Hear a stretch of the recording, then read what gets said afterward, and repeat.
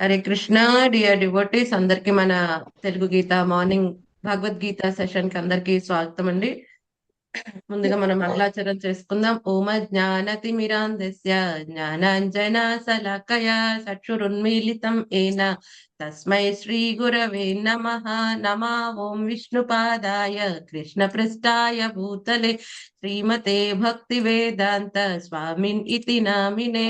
నమస్తే సరస్వతే దేవే గౌరవాణి ప్రచారిణే నిర్విశేష శూన్యవాది పాశ్చాత్య దేశతారిణే. జయ శ్రీ కృష్ణ చైతన్య ప్రభు నిత్యానంద శ్రీ అద్వైత గదాధర శ్రీవాసాది గౌర భక్త వృంద. హరే కృష్ణ కృష్ణ కృష్ణ హరే హరే, హరే రామ రామ రామ హరే హరే. నమ విష్ణు పదాయ కృష్ణప్రస్థాయ పుతల శ్రీమతే జయ పతాక స్వామి నామి నమో ఆచార్య పదాయ నితాయ కృప ప్రదాయనే గౌర కథా హరే దామోదర కృష్ణ మాతాజీ దండ ప్రణమం. కం కరోతి వాచాలం పంగుం లంగాయతే గిరిం యత్కృపాతమహం వందే శ్రీ గురుం దీనతారిణం పరమానంద మాధవం శ్రీ చైతన్యేశ్వరం. కథాంచన స్మృతే యస్మిన్ దుష్కరం సుకరం భవేత్ విస్మృతం విపరీతం చ శ్రీ చైతన్యం నమామి తం. వంచకల్పాతరుభ్యశ్చ కృపా సింధుభ్య ఏవ చ పతితానాం పావనేభ్యో వైష్ణవేభ్యో నమో నమః. अनंत कोटि वैष्णव वृंद की जय. नमा चरदासा ठाकुर की जय. हरि ఓం తత్సత్. హరే కృష్ణ. అందరికి ఇంకొకసారి స్వాగతం అండి. అలాగే అందరికి ధన్వత్ ప్రణామములు. సో మనం మళ్ళీ భగవద్గీత 700 శ్లోకములు శ్లోక బై శ్లోక చర్చించుకుంటున్నాం. 2వ అధ్యాయం గీతా సారంలో ఈ రోజు మనం 50వ శ్లోకం చర్చించుకోబోతున్నాం. बुद्धियुक्तो जहातीह उभे सुकृत दुष्कृते तस्माद् योगाय युज्यस्व योगकर्मसु कौशलम्. बुद्धियुक्तो जहातीह उभे सुकृत दुष्कृते तस्माद् योगाय युज्यस्व योगकर्मसु कौशलम्. बुद्धियुक्तो जहातीह उभे सुकृत दुष्कृते तस्माद् योगाय युज्यस्व योगकर्मसु कौशलम्. స్వప్న మాతాజీ చదువుతారా ట్రాన్స్లేషన్? హరే కృష్ణ మాతాజీ చదువుతాను.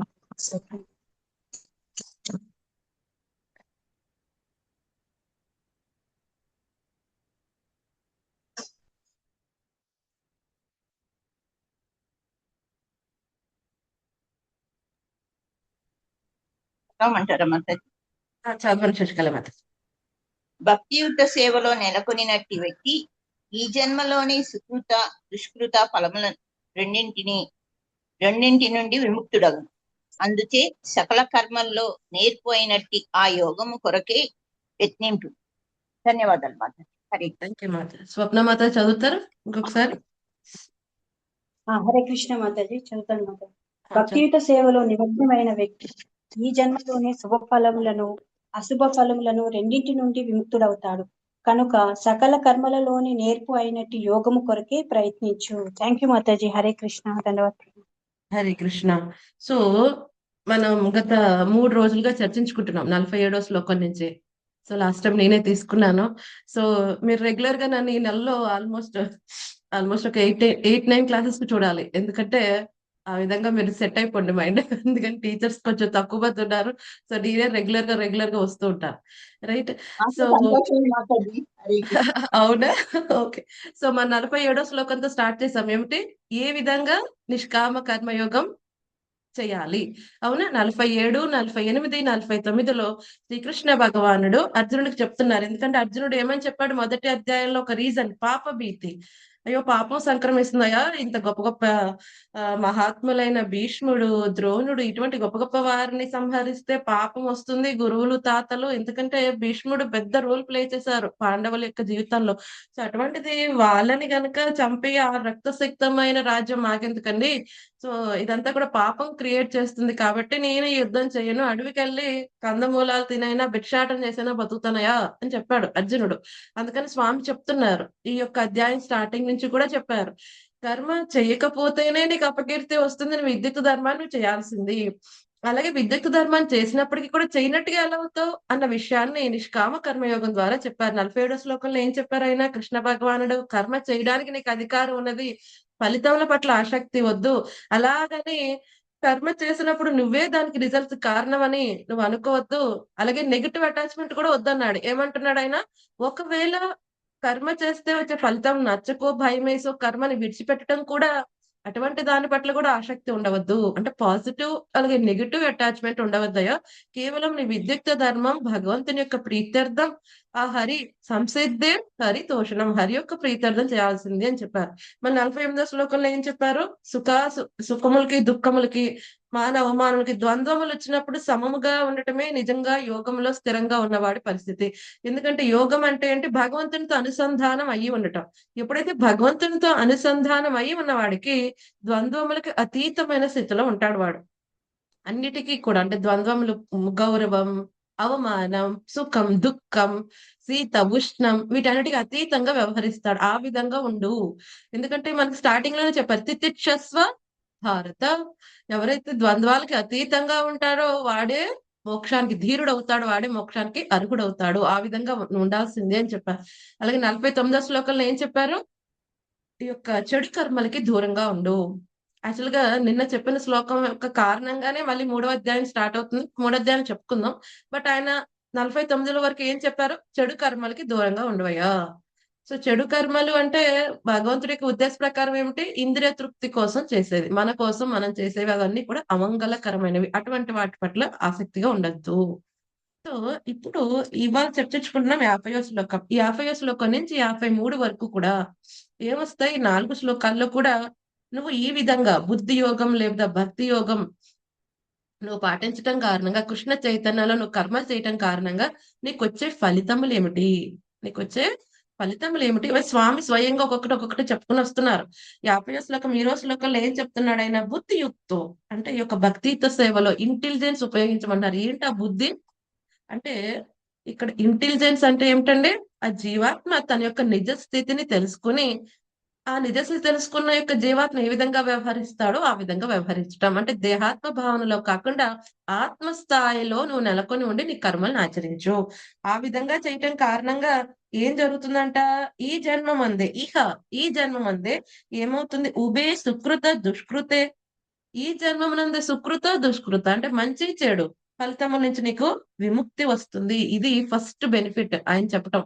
ఓకే. మిగతా బెనిఫిట్స్ అన్ని మనకి 51, 52, 53లో వస్తాయి. సో ఈ విధంగా ఈ బెనిఫిట్ తో ఉంటుంది కాబట్టి ఆయన ఏం చెప్తున్నారు? తస్మాత్ అందుకే ఓ అర్జున యోగాయ యుజస్వ. ఈ యోగం చెయ్యి, భక్తి యోగం చెయ్యి. అందులో ఏమంటున్నారు? యోగ కర్మసు కౌశలం. ఇది చాలా పవర్ఫుల్ వర్డ్స్. యోగ కర్మసు కౌశలం. కౌశలం అంటే ఏమంటారు? చాలా ఆర్ట్ గా ఈ వ్యక్తి ఇంత బాగా చేస్తున్నాడు ఈ పని. దీనికి ఇతనికి మంచిగా ఈ కళలో మంచిగా ఏమంటారు? ఎక్స్పీరియన్స్ ఉంది, లేకపోతే నేర్పుగా ఉంది, ఎక్స్పర్ట్ గా చేస్తున్నాడు. అందుకని ఈ భక్తి యోగం యోగ కర్మసు కృష్ణపరమైన కర్మలు చేయటం అందు ఎక్స్పర్ట్ అవ్వు. అందులో చక్కగా చేయవయ్యా. ఎందుకంటే ప్రతి ఒక్కరూ చేయలేరు కదా ఈ యొక్క భక్తి యోగం అనేది. మనం చెప్పుకున్న 3 రకములైన కర్మలు సకర్మ, వికర్మ, అకర్మ. సకర్మ అంటే వేదం ప్రకారం చేసినప్పటికీ కూడా ఫలితముల పట్ల ఆసక్తి. వికర్మ అంటే ఏమిటి? ఏదైతే వేదం చెప్తుందో దానికి ఆపోజిట్ గా చేయటం. పాపపు కార్యములు. దానివల్ల పాపం సంక్రమిస్తుంది. అలాగే ఇంకొకటి ఏంటి? అకర్మ. కర్మ చేస్తున్నప్పటికీ కూడా కర్మ ఫలితం పట్ల ఆసక్తి లేకుండా ఉండటమే కాకుండా బంధనాల్లో పెట్టబడకుండా ఉంటాడు. ఎందుకని? అది కేవలం తన విద్యుత్ ధర్మంగా చేస్తూ ఆ శ్రీకృష్ణుని యొక్క ప్రీత్యర్థం, ఆ భగవంతుని యొక్క ప్రీత్యర్థం చేయటం కారణంగా ఏమవుతుంది? అకర్మ అంటే పని చేస్తున్నాడు కానీ ఎటువంటి ఫలితములు పొందకుండా, ఎటువంటి బంధనముల్లో పెట్టబడకుండా ఉంటాడు. సో అటువంటి కళలో నువ్వు నేర్పరి, స్కిల్ఫుల్ అవ్వు. అటువంటి పనులు చేయటంలో ఎక్స్పర్ట్ అవ్వు. మీకు గుర్తుండి ఉంటే భగవంతుడు చెప్తాడు భగవద్గీతలో. చాలా మందికి చాలా చాలా ఆధ్యాత్మిక జీవితంలో ముందుకెళ్ళిన వాళ్ళకి కూడా ఏది కర్మో, ఏది అకర్మో, ఏది వికర్మో తెలియకుండా ఉంటుంది. సో అందుకని మనం ఎప్పుడు కూడా భగవంతుని యొక్క ప్రతినిధి అయిన ఆచార్య ఉద్దేశంలో మన యొక్క భక్తియుత సేవ అకర్మ ఆచరించాలి. లేకపోతే మనం ఎలా ఉంటుందంటే ఒక్కోసారి కన్‌ఫ్యూజ్ అయిపోతూ ఉంటాం. సకర్మని, అకర్మని, అకర్మని, సకర్మని ఏదో విధంగా మనం ఊహించేసుకుంటూ ఉంటాం. మైండ్ చెప్పిన మానసిక కల్పనతో ఊహాగానం చేస్తూ నాకు పరమాత్మ చెప్పాడండి. సో, మనం పరమాత్మ నుంచి ఆ యొక్క ఉపదేశములు వినే స్థితిలో ఉన్నామో, లేకపోతే మనసు చెప్తుందే పరమాత్మ చెప్తున్నాడని అపోహపడుతున్నాము. అందుకని ఏదైనా చేసేటప్పుడు మన యొక్క గురువుల్ని సంప్రదించి మనం నిర్ణయం తీసుకోవాలి తప్ప మనంతరగా మనం ఇది కర్మ, ఇది అకర్మ అని మనం డిసైడ్ అవ్వడానికి లేనే లేదు. సరే అయితే ఇప్పుడు స్వామి చెప్తున్నారు. ఈ యొక్క అకర్మ ఈ యొక్క బుద్ధి యోగం ఉపయోగించి భక్తియుత సేవ చేయటం కారణంగా నువ్వు చెడు, మంచి ఫలితం నుంచి దూరం అవుతావు కాబట్టి ఇందులో ఎక్స్‌పర్ట్ అవ్వు అంటున్నారు. అయితే ఇప్పుడు నేను ఇందులో ఎక్స్‌పర్ట్ అవ్వలేదు. ఈ కళ నేను నేర్చుకోలేదు. నాకెలా వస్తే అలా చేసేస్తున్నాను. ఏం చేయాలనిపిస్తే అది చేస్తున్నాను. అప్పుడు ఏమవుతుంది నా పరిస్థితి? బంధనముల్లో పెట్టబడతావు. అది చెప్తున్నాడు స్వామి. లేకపోతే బంధనాల్లో పెట్టబడవు. ఒకవేళ నువ్వు ఈ కళను నేర్చుకొని నువ్వు కర్మలు ఆచరించకపోతే, నువ్వు ఈ సంసార చక్రంలో, జన్మ మృత్యు చక్రంలో పెట్టబడతావయ్యా! అందుకనే చక్కగా శాస్త్రం చెప్తోంది. 2 రకం జీవాత్మలందరూ కూడా ఫస్ట్ స్టార్టింగ్‌లో భగవంతునితోనే ఉన్నప్పటికీ, మళ్ళీ వాళ్ళ స్వతంత్రాన్ని దుర్వినియోగపరుచుకోవటం కారణంగా, మళ్ళీ 2 రకములుగా డివైడ్ అవ్వబడ్డారు. ఒకరెవరు? నిత్య సిద్ధులు, అలాగే నిత్య బద్ధులు. నిత్య సిద్ధులంటే ఎటర్నల్లీ లిబరేటెడ్. సో, నిత్య సిద్ధులు ఎక్కడుంటారు వాళ్ళు? ఆధ్యాత్మిక ప్రపంచంలో ఉంటారు. నిత్యం భగవంతుని యొక్క సాంగత్యంలో ఉంటారు. భగవంతుని యొక్క భక్తియుత సేవలో ఉంటారు. ఎప్పుడూ కూడా భౌతికమైన యొక్క ఆధ్యాత్మిక, ఆదిదైవిక, ఆది భౌతిక లేకపోతే జన్మ, మృత్యు, జరా, వ్యాధులతో వాళ్ళెప్పటికి కూడా బాధపడకుండా చక్కగా ఎప్పుడూ కూడా నిత్యంగా స్వామితో ఆధ్యాత్మిక ప్రపంచంలో ఉంటారు. అవునా? సో, ఆధ్యాత్మిక ప్రపంచం ఏమని చెప్పారు? త్రిపాద. భగవంతుని యొక్క సృష్టిలో 75% ఆధ్యాత్మిక ప్రపంచం ఉంటుంది. కేవలం 25% ఏకపాద మాత్రమే భౌతిక ప్రపంచం. ఎలాగైతే ఇప్పుడు జైలుందనుకోండి ఒక స్టేట్‌లో కానీ, ఒక దేశంలో గాని వాటికి ఎంత ప్లేస్ ఇస్తారు? చాలా కొంచెం ప్లేసే. అవునా? ఎందుకంటే ఎవరైతే దుర్మార్గులు, ఎవరైతే గవర్నమెంట్‌కి అపోజిట్‌గా ఉన్నారో వాళ్ళని అందులో పెడతారు. ఎందుకని? ఒకటి వాళ్ళకి పనిష్మెంట్, ఇంకొకటి ట్రాన్స్‌ఫర్మేషన్ కోసం. అంతేగాని స్టేట్ ఎంతైతే ఉందో దానికి అందులో 80% జైల్లే ఉండవు. ఎందుకని? ఎవరు 20% కొంచెం వంకరగా ఉంటారు కదండీ! అలాగే మనం కూడా స్వామి చెప్పినట్టు నడుచుకోకుండా మన స్వామి ఎప్పుడు నీకేనా అభిషేకం, ఎప్పుడు నీకేనా గుణగణాలు, నేను కూడా కీర్తన ఎప్పుడైతే మనం అలా అనుకున్నాం మన గురించి వెంటనే అప్పుడు ఈ భౌతిక ప్రపంచంలో పెట్టబడ్డాం. ఏ విధంగా అయితే ఒకటి సిటిజన్ గవర్నమెంట్ చెప్పినందుకు నేనెందుకు పాటించాలి? నా ఇష్టం వచ్చినట్టు నేను పాటిస్తా.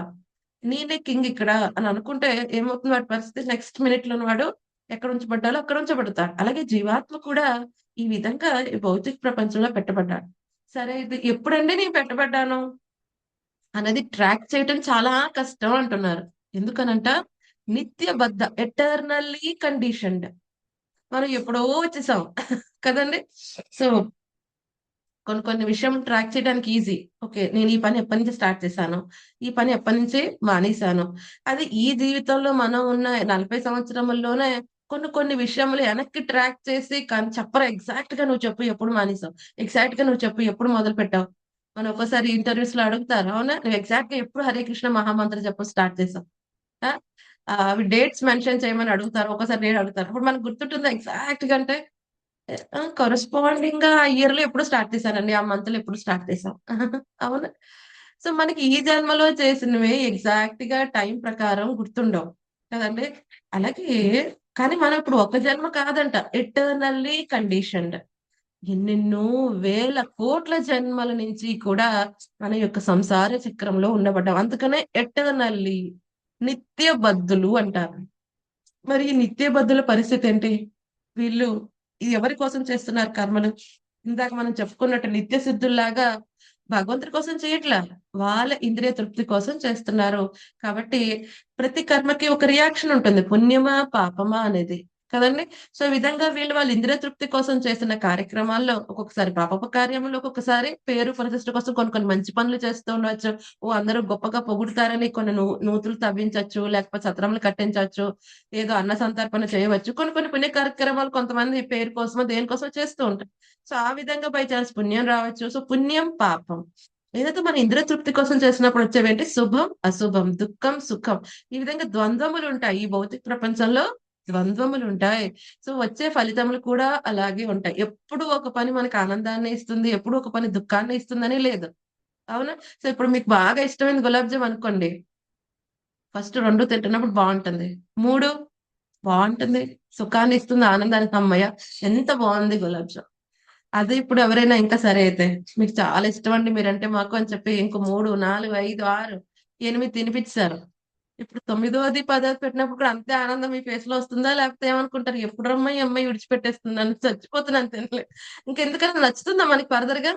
ఫస్ట్ గులాబ్ జామ్ తిన్నప్పుడు వచ్చే సుఖం 10వ నచ్చదు గులాబ్ మాకు జామ్ అది. తిన్నప్పుడు వస్తుందా? నచ్చదు. ఇంకా నచ్చదు. కొంతమంది ఉంటారు స్వీట్ ఫ్యాన్స్.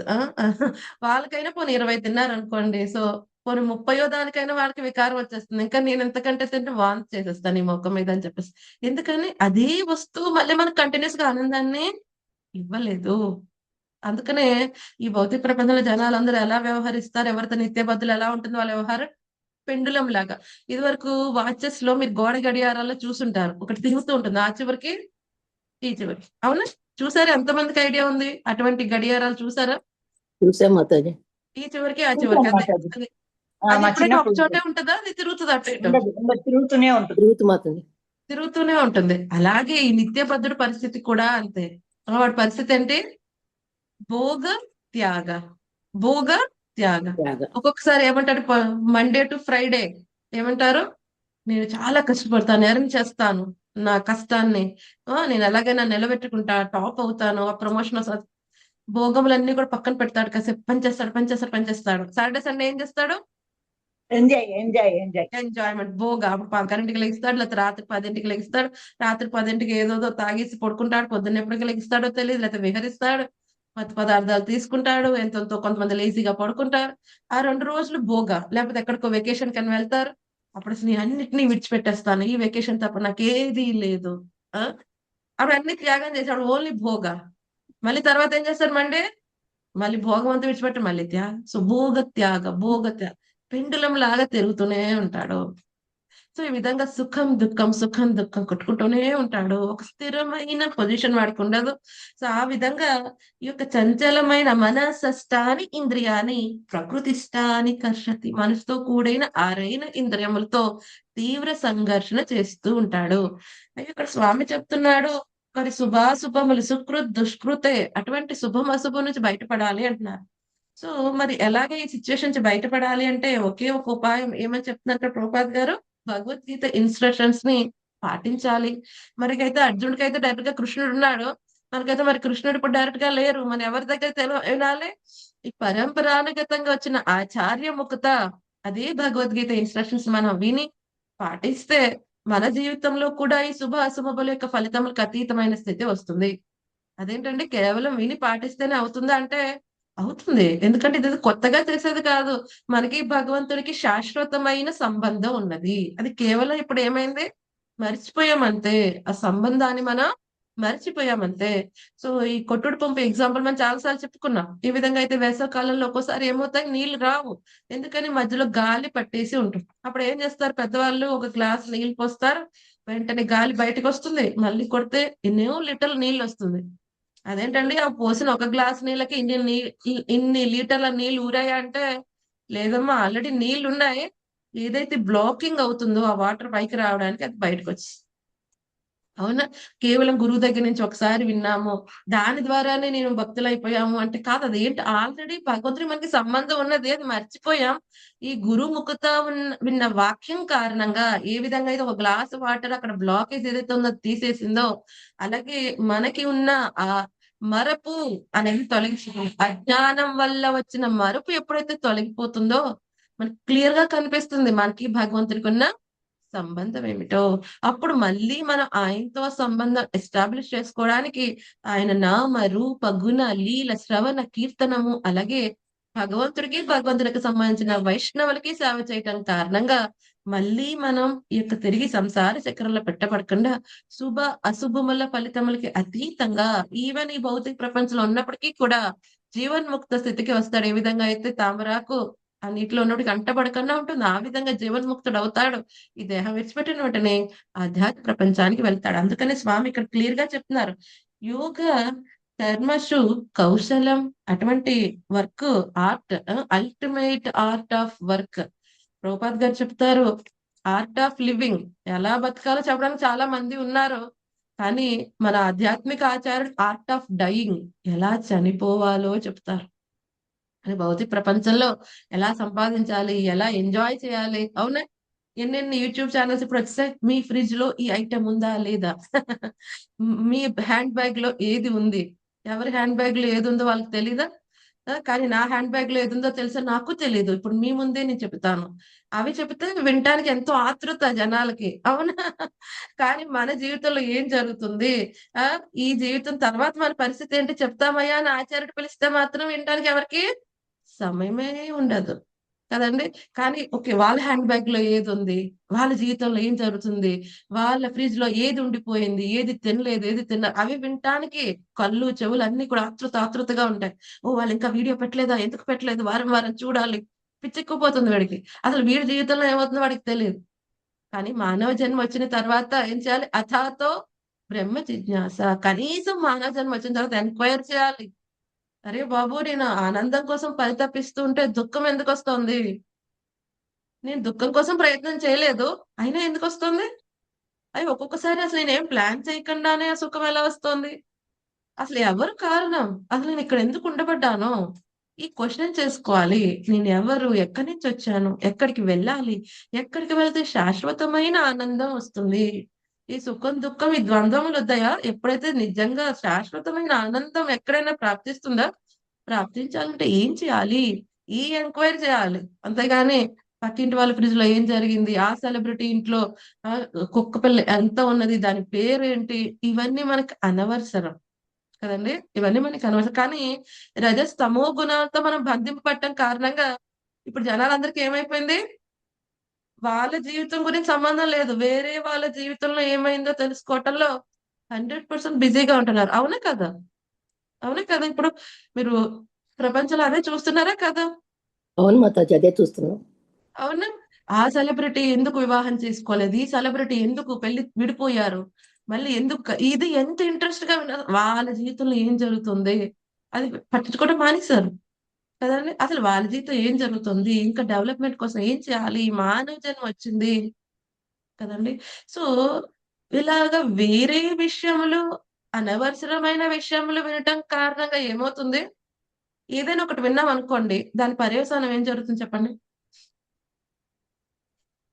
వాటి చుట్టే తిరుగుతుంటుంది మాతాజీ మనసు. మనసంతా వాటి చుట్టూ ఉండదు. మనసు తిరిగితే అవే పాడైపోతుంది. గుర్తొస్తూ ఉంటాయి. వాళ్ళని రోల్ మోడల్ కింద తీసుకుంటాను. అవునా? సో, ఇదివరకు రోజుల్లో ఎవరి ఫోటోలు ఉండేవి పాకెట్‌లో? హనుమంతుల వారివి. నా చిన్నప్పుడు బాగా గుర్తు. ఆంజనేయ స్వామి. చీకట్లో వెళ్ళేటప్పుడు అమ్మ చెప్పేది, "ఓకే, ఆంజనేయ స్వామి చదువుకో. ఆ! చక్కగా ఆయన నిన్ను కాపాడతారు." సో, ప్రతి ఒక్కళ్ళ పిల్లల బ్యాగ్‌లో హనుమంతుల వారిదో, లేకపోతే గణేశుడితో ఎవరో ఒకళ్ళ ఫోటోలుండేయి. ఇప్పుడు చూడండి ఎవరైనా పిల్లల బ్యాగ్‌లో మీరు అవి కనీసం దొరుకుతాయా అవి?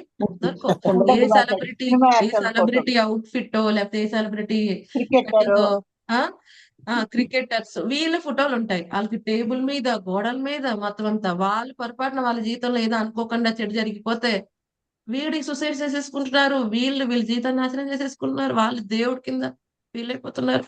అసలు వాళ్ళ ఎవరిని ఫాలో అవ్వాలో పాలాభిషేకాలు, కూడా తెలియట్లే. ఏమండి? వాళ్ళ పాలాభిషేకాలు. వాళ్ళకి పాలాభిషేకాలు, వాళ్ళ పుట్టినరోజులకి అన్న సంతర్పణలు, మామూలుగా వాళ్ళ తల్లిదండ్రుల కోసం కూడా వాళ్ళు చేసి ఉండరు ఎప్పుడు కూడా. కదండీ! సో, మనం ఏ విధంగా వెళ్తున్నాం, ఏదైతే వింటున్నాం దానికి మనం ఇన్‌ఫ్లూయెన్స్ అవుతాం. ఇప్పుడు చూడండి ఈ భౌతిక ప్రపంచంలో ఈ అడ్వర్టైజ్‌మెంట్ ఇండస్ట్రీ రూల్ చేస్తుంది ప్రతి ఒక్కరిని కూడా. ఈవెన్ యూట్యూబ్‌లో కూడా కొన్ని అడ్వర్టైజ్‌మెంట్స్ మనం కంపల్సరీగా వినాల్సొస్తుంది. నాన్ స్కిప్పబుల్ యాడ్స్ మనం స్కిప్ చేయలేం వాటిని. కదండీ! వినాల్సొస్తుంది. సో, వాళ్ళు వినటం కారణంగా ఏం చేస్తున్నారు? వాళ్ళు ఊరికే డబ్బులు పెడుతున్నారా దానికి? అడ్వర్టైజ్‌మెంట్ కాదు. వినటం కారణంగా విని ఆ ప్రొడక్ట్ మీద, ఆ వస్తువు మీద ఇది నాకు కావాల్సిందే అనిపిస్తుంది. అవునా? సో, మీరిప్పుడు ఏదైనా షాపింగ్ మాల్‌కి వెళ్ళండి. వాళ్ళేమంటారు బాగా షాపింగ్ మాల్ కాకుండా ఇదివరకు ఇప్పుడు షాప్స్ ఉంటాయి కదా! వాళ్ళు చూపిస్తారు పర్సనల్‌గా మనకి. ఇప్పుడు షాపింగ్ మాల్ అయితే డైరెక్ట్‌గెళ్లి తీసుకొని వచ్చేస్తున్నాం. అది వేరే విషయం. ఇప్పుడు బట్టలవి పెద్ద పెద్ద షాప్స్‌లో ఏం చేస్తారు? ఒక వ్యక్తి ఉంటాడు. అతనంతా చూపిస్తూ ఉంటాడు. మనం చూసుకుంటూ ఉంటాం. ఆ వ్యక్తి చాలా టాక్టిక్స్ ఉపయోగిస్తారు వాళ్ళు. ఏమంటారు? "తీసుకోవద్దు మేడం. జస్ట్ మీ ఒంటి మీద వేస్తాను చూడండి ఎలా ఉంటది." ఆ ఒంటి మీద ఎయనంత సేపు మనకి ఎటువంటి కోరిక లేదు.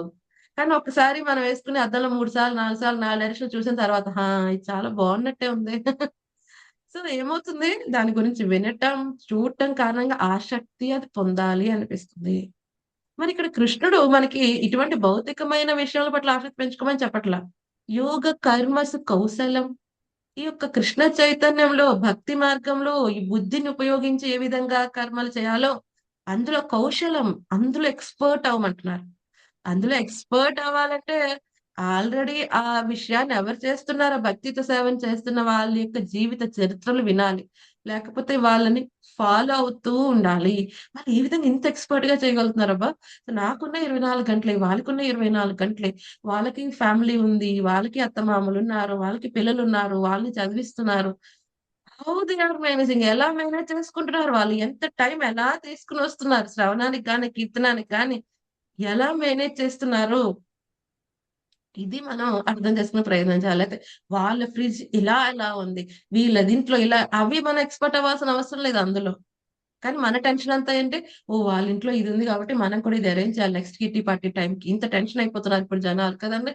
సో, కానీ మనం ఏం ఆలోచించాలి? ఈ యొక్క శుద్ధ భక్తులు ఏ విధంగా ఎక్స్‌పర్టైజ్‌గా ప్రతి భౌతికమైన కర్మైనా సరే ఆధ్యాత్మికం ఎలా చేసేస్తున్నారు వాళ్ళు. ప్రతి దాంట్లో ఆధ్యాత్మికం ఎలా తీసుకొనొస్తున్నారు. ఇది అద్భుతమైన కళ. ఈ కళను నేర్చుకోమంటున్నాడు కృష్ణుడు. సో, నేర్చుకోవాలి అంటే మంచి ఎక్స్‌పర్టైజ్ అయిన ఆధ్యాత్మిక గురువు దగ్గర మన ఆశ్రయం తీసుకొని ఆయన చెప్పిన ఇన్‌స్ట్రక్షన్స్‌ని మనం పాటించాలి. అప్పుడు మనం చేసే కర్మ అదే అయ్యుండొచ్చు. కానీ బంధనముల్లో మనం పెట్టబడి ఎందుకంటే చైతన్యం ఫుల్‌గా మారిపోయింది. మీ అందరికీ తెలిసే ఉంటుంది. Mercury very toxic, very poisonous. కానీ ఆయుర్వేదిక్ ఎక్స్‌పర్ట్ ఉంటారు కదా! ఆయుర్వేదిక్ ఫిజిషియన్ ఎవరైతే వాళ్ళేం జేస్తారో, ఈ మెర్క్యూరీలోని దాన్ని కొన్ని ప్రాసెసింగ్ చేసి, ఆ టాక్సిక్ ఎలిమెంట్స్‌ని కొంచెం తగ్గించి, ప్యూరిఫై చేసి, గొప్ప గొప్ప వ్యాధుల్లో దాన్ని కొంచెం మెడిసిన్ కింద దాన్ని యాడ్ చేస్తూ ఉంటారు. ఎగ్జాంపుల్ ట్యూబర్క్యులోసిస్, క్షయ వ్యాధి కదండీ! కొంతమంది క్షయ వ్యాధి వస్తుంది. బాగా దగ్గు, అలసట, బరువు తగ్గిపోతూ ఉంటారు. సో, ఈ విధంగా చర్మం కూడా బాగా నాశనం అయిపోతుంటది. శరీర దృఢత్వం కూడా తగ్గిపోతూ ఉంటుంది. ఇటువంటి దీర్ఘకాలిక వెరీ హైలీ ఎఫెక్టెడ్ డిసీజెస్ కోసం ఆయుర్వేదిక్ ఎక్స్‌పర్ట్స్ ఆ మెర్క్యూరీని ఒక పద్ధతిలో ప్రాసెసింగ్ చేసి దాన్ని వాడతారు. సో, మామూలుగా మనలాంటి వాళ్ళు డైరెక్ట్‌గా తీసుకుంటే ఏమవుతుంది? ప్రాణం పోతుంది. కానీ ఎక్స్‌పర్టైజ్ ఏం చేశారు వాళ్ళు? ఎటువంటి ఘోరమైన ఆరోగ్య పరిస్థితుల నుంచి వాళ్ళని విముక్తి కోసం దాన్ని ఉపయోగించారు. సో, అలాగే ఎక్స్‌పర్టైజ్ ఉన్న వాళ్ళ ఆచార్యులు ఏం చేస్తారో, నువ్వు ఎటువంటి కర్మ చేస్తున్నప్పటికి దాన్ని ఆధ్యాత్మిక ఎలా చేయాలో వాళ్ళకి బాగా బాగా తెలుస్తుంది. రైట్? సో, మనం ఈ ఎగ్జాంపుల్ చాలా సార్లు చెప్పుకున్నాం. సో, ఎవరైతే కొంతమంది ఈ యొక్క మిలిటరీ ఆఫీసర్స్ ఉంటారు. వాళ్ళు పైన వాళ్ళ కమాండర్ చెప్పినట్టు కమాండర్ ఇన్ చీఫ్ చెప్పినట్టు వాళ్ళు చేస్తూ ఉంటారు యుద్ధం. ఒక్కోసారి ఎంతో మంది చంపేస్తూ ఉంటారు అపోజిట్ వాళ్ళు వార్‌లో.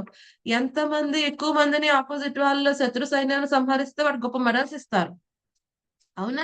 ఎందుకని? వాడు గవర్నమెంట్ కోసం చేస్తున్నాడు. ఈ యొక్క దేశాన్ని రక్షించడం కోసం ఆయన చేస్తున్నారు కాబట్టి, దానికి ఎంత ఎక్కువ మందిని చంపినా అంత గొప్ప అవార్డులు పరమవీర చక్ర అటువంటి అవార్డ్స్ అన్నీ ఇస్తారు. అలా కాకుండా సరే ఏదో సెలవులకొచ్చాడు, ఇంటికొచ్చాడు, పక్కింటి ఆయనతో ఏదో గొడవైంది, నా దగ్గర గన్ ఉంది, నేను చాలా ఎక్స్‌పర్ట్ అని చెప్పి పట్టుకొని కాల్చేసాడనుకోండి. ఏం చేస్తారు? వెంటనే జైల్‌లో పెడతారు. అదేంటండి అక్కడ వందలాది మందిని చంపితే అవార్డ్ ఇచ్చారు, ఇంటికేమో పూల వర్షం కురిపించి తీసుకొచ్చారు. చిన్న ఒక వ్యక్తిని చంపితేనే ఇలా చేశారంటే, అక్కడ గవర్నమెంట్ కోసం చేశాడు. ఇక్కడ స్వంతంగా చేశాడు. అదే కర్మ. కదండీ! అలాగే భగవంతుని యొక్క ప్రీత్యర్థం చేస్తే ఏమవుతుంది? "ఓ అర్జున నువ్వు యుద్ధం నా యొక్క ప్రీత్యర్థం చెయ్యి. అధర్మాన్ని నాశనం చేయటానికి, ధర్మాన్ని స్థాపించడానికి క్షత్రియ ధర్మం కింద హరి సంసిద్ధి హరితోషణం. హరి యొక్క ప్రీత్యర్థం చెయ్యి. ఆ విధంగా నువ్వు బంధనాల్లో పెట్టబడవు." లేకపోతే నీ కోసం చేస్తున్నావు. ఇప్పుడు దుర్యోధనుడు ఏమంటున్నాడు? నాకింత లాభం వస్తుంది, ఇంత నష్టం అన్ని టాలీ చేస్తున్నాడు. అలాగే నువ్వు కూడా దుర్యోధనుడిలాగా ఆలోచించావా? ఏమవుతుంది? ఫలితం పట్ల ఆసక్తితో శుభము, అశుభం వచ్చిన ఫలితంతో నువ్వు ఎఫెక్ట్ అవుతావు. సంసార చక్రంలో పెట్టబడతావు. చేసే కర్మ అదే అయ్యుండవచ్చు. బట్ మనం ఎవరి కోసం చేస్తున్నాం? చైతన్యం ఫుల్‌గా డిఫరెంట్‌గా చేసేస్తుంది. అదే విషయం. అవునా? ఇప్పుడు సర్జరీ చేస్తున్నామనుకోండి డాక్టరు ఒక్కోసారి మన మెడ కట్ చేసేస్తారు. ఒక్కోసారి ఇప్పుడు థైరాయిడ్ సమస్యలొచ్చాయనుకోండి, లేకపోతే ఇక్కడ ఏదైనా నాడ్యూల్స్ వచ్చాయి. అప్పుడు ఏం చేస్తారు? కట్ చేస్తారు. మళ్ళీ చక్కగా తీసేస్తారు. ఏదైతే మనకి ఆరోగ్యానికి హానికరమో అటువంటి ఆ నాడ్యూలో ఏదో ఒకటి తీసేస్తారు. మళ్ళీ వాళ్ళు చక్కగా కుట్టేస్తారు. కానీ ఇప్పుడు పేరెంట్స్ ఆ డాక్టర్ ఇప్పుడు ఆపరేషన్ అయిపోయిందని తీసుకొనొస్తే, ఓహ్! మా అమ్మాయి మెడ కట్ చేసేసారు. మా అబ్బాయి మెడ కట్ చేసేసారు. ఈ డాక్టర్‌ని చంపేయాలి అనుకుంటారా? అనుకోరు. ఓహ్! మా అమ్మాయి అనారోగ్య పరిస్థితి నుంచి బయటికి తీసుకుని వచ్చారు. అలా కాదు, ఎవరో బయట దొంగ డాక్టర్ పెట్టినంత పెద్ద కట్టు చేయలేదు. చిన్న కట్టు ఏదో మెడ మీద పెట్టాడు దొంగలిద్దామని. వాడిని తీసుకెళ్లి జైల్లో పడేస్తారు. అదేంటండి, అతను కత్తి ఉపయోగించారు, ఇతను కత్తి ఉపయోగించారు. అతను కోసాడు, ఇతను కోసాడు. బట్ ఇతను ప్రాణం బతికించడానికి కోసాడు, ఇతను ప్రాణం తీయడానికి కోసాడండి. Very different. అవును. సో మనం చేసే కర్మ ఒకేలాగా, ఒకే ఎక్విప్మెంట్, ఒకే సాధనంతో చేసి ఉండవచ్చు. బట్ చైతన్యం డిఫరెన్స్ తో మొత్తం రిజల్ట్స్ డిఫరెన్స్ అయిపోతాయి. అందుకని స్వామి ఏమన్నాడు, కౌశలం, ఈ ఆర్ట్ గురించి నేర్చుకోవయ్యా, తెలుసుకో. చేసేది యుద్ధమే. అర్జునుడైనా దుర్యోధనుడైనా ఇద్దరు వీరోచితంగానే చేస్తున్నారు.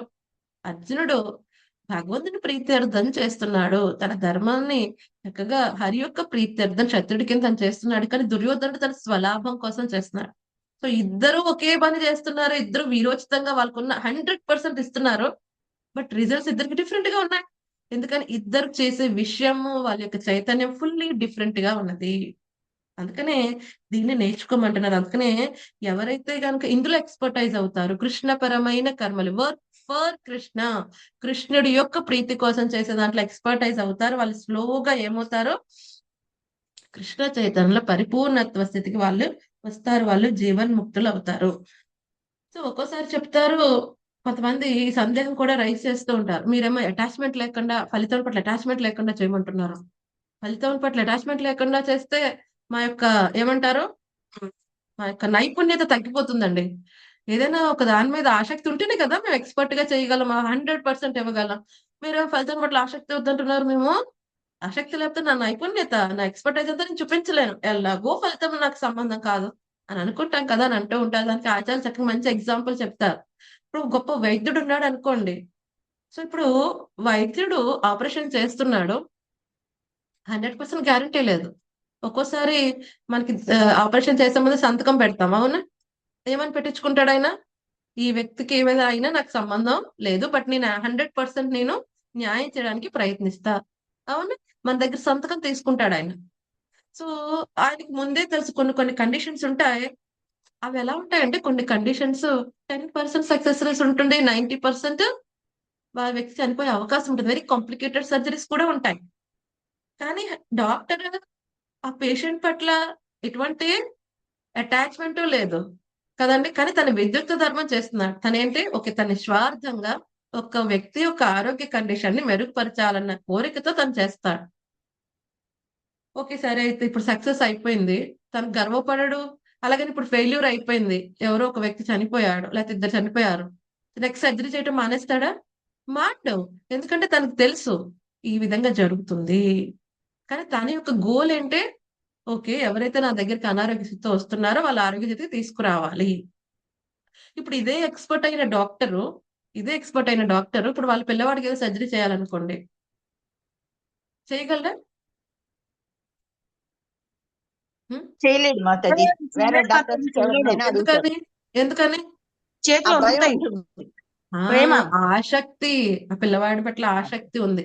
అదే వేరే పేషెంట్ దగ్గర అంతకుముందు అరగంట ముందే చెప్పాడు, నేను 100% ట్రై చేస్తాను, ఒకవేళ రాంగ్ అయితే చనిపోవచ్చు, సంతకం పెట్టండి. చాలా ధైర్యంగా చెప్పాడు, ధైర్యంగా మాట్లాడాడు. ఇప్పుడు అదే కండిషన్ వాళ్ళ పిల్లవాడి దగ్గరికి వచ్చేప్పటికి వేరే డాక్టర్ దగ్గర పరిగెత్తుతాడు. ఎందుకని ఆసక్తి ఉంది. సో ఆసక్తి కారణంగా ఎక్స్పర్టైజ్ ని వాడలేకపోవడం అనేది జరుగుతుందేమో గానీ, అంతే తప్ప ఆసక్తి లేదు కాబట్టి నా నైపుణ్యం తగ్గిపోతుంది అనేది ఉండదు. ఆసక్తి ఉంటేనే ఒక్కోసారి మన యొక్క ఎక్స్పర్టైజ్ మనం చూపించలేకపోతాం, వాడలేకపోతాం. ఈ విషయాన్ని మనం చక్కగా అర్థం చేసుకోవాలి. ఆసక్తి లేకుండా కార్యక్రమం చేయటం కారణంగా మనకి మంచి ఫలితమే వస్తుంది కానీ ఎటువంటి చెడు జరిగే అవకాశమే లేదు. అందుకని ఇక్కడ కృష్ణుడు అర్జునుడికి ఏమని చెప్తున్నారు, నీ యొక్క రాజ్యం పట్ల కానీ ఫలితం పట్ల ఆసక్తి పొందకుండా, పాపమా పుణ్యమా దాని గురించి కాకుండా హరి యొక్క ప్రీత్యర్థం క్షత్రియ ధర్మాన్ని నువ్వు పాటించు. అవును, నువ్వు గుణాతీతమైన స్థితిలోనే ఉన్నావు. ఈ బ్రాహ్మణ, క్షత్రియ, వైశ్య, శూద్ర ఇవన్నీ గుణములు యొక్క చతుర్వర్ణ్య వ్యవస్థ కంటే అతీతమైన స్థితిలో గొప్ప వైష్ణవుడై ఉన్నావు. కానీ ఏమంటున్నారు, వేరే వాళ్ళకి మార్గదర్శకంగా ఈ యొక్క నిష్కామ కర్మయోగాన్ని ఆచరించాల్సిందని మనకు 3వ అధ్యాయంలో కూడా అర్జునుడికి స్వామి చెప్పటం జరుగుతుంది.